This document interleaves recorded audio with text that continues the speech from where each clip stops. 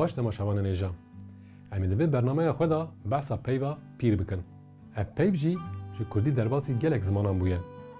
Koka wê ji peyva pir, pirbûnê tê. Pir di Kurdî da tê wateya zêdebûna tiştekê. Di Kurdiya îro de hem bi wateya xwe ya yekemîn de hem di wateya pirbûnê da tê bikaranîn û hem jî hin wateyên din girtine. Mînak pir heval hatin. Gundê wan pir mezin e. Ev peyv di heman demê da di nav Kurdan da wekî pîr ji bo jinên temenê wan mezin û yên mezin dimin tê bikaranîn. Mînak, pîrejin. Ji ber ku mirov hindî dijîn temenê wan her roj pir ango zêde dibe.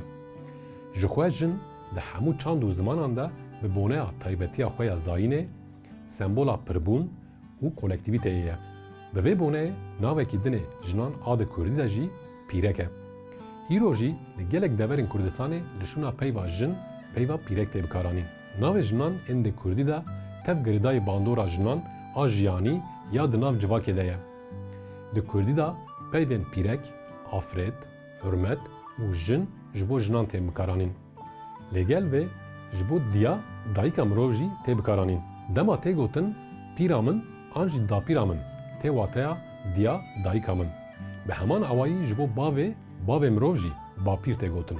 Her çi qas piranî ji bo zilaman peyva kalbê bikaranîn jî bi demê re wateya peyva pîr berfireh bûye û ji bo zilaman jî hatiye bikaranîn.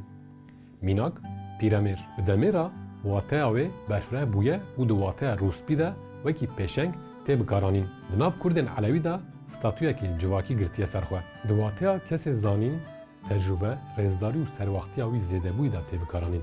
Îro ji bo kesê bi karûbarên dînî re alaqedar dibe tê bikaranîn. Wekî Pîr Seyîd Riza, statûyek dînî nîşan dide. Ew jî ji koka me diyar kir tê.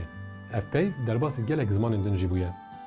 Bi taybetî di nav gelên rojhilata navîn ên ji Elewîtiyê bawer dikin de peyva pîr tê wateya kesê pêşeng û ruhanî. Ev peyva pir di zimanên Hînd Ewropayî da jî wekî plural ango pirjimar heye. Her wiha ev peyv derbasî gelek çand û zimanên Yewnanî jî bûye. Şahmaran sembolekî girîng a Kurdan e. Yewnanan di wateya sembola medan de ji şahmaranê re Medusa gotine. Bi heman awayî gotina Pîrê Medan jî wekî Premedaus derbasî mîtolojiya xwe kirine. Ji xwe qet tiştek jî wateya xwe ya esasî windan nekiriye. Premedaus jî wekî pîr kesek pêşengtiyê dike ye. Agir ji xwedeyan didize û dide gelan. Ango pêşengtiya civakê dike.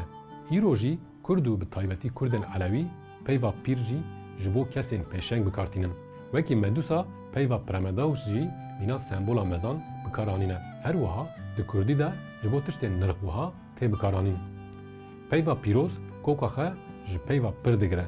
Di çanda Kurdan da parvekirin, zêdebûn û kolektîvîzmê di heman demê da tiştên nirxbûhan e. Ev nîşane û bermihayek çanda dayîkê ya li ser çanda Kurdan e. Di heman demê de tê wateya ku tişta ayîdê dayîkê pîroz e. Ji bo jinên xwedî bandor û hêzên nediyar pîrhebok tê gotin. Pîrhebok piştî hişmendiya zilamê serdest hat reşkirin û bû tiştekî xerab. Pîrhebok di bingeya xwe de ji gotina pîr û hebok pêk tê. Di Kurdî de wateya pir, pîr ji xwe me got. Wateya hebok jî tê wateya bawerkirinê. Hebîn, hebandin tê wateya perestin.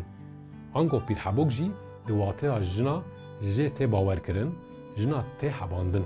Ev ji şopa bandora jinan a di nav civaka Kurdan de dide nîşandan. Em dikarin bibêjin çanda xwedawendiyê heta roja me bi vî awayî dijî. Reşkirina vê çandê bi xurtbûna hişmendiya zilamî pêşketiye. Ji ber ku zilam bi awayekî sîstematîk li hemberê jinan reşkirin, biçûkxistin û wekî yên din dîtin ji xwe re kirine armanc. Ji ber vê yekê roja me ya îro de pîrhebok wek tiştekî neyînî û xirab tê dîtin. Lê di esasê xwe de pîrhebok pêşegên civakê ne. Belê bînerin hêjan. Em îro ji gihîştin dawiya bernameya xwe. Ji bîr nekin bibin abone û parve bikin. Heta bernameyek din baş bifikirin, baş bibêjin û baş bikin.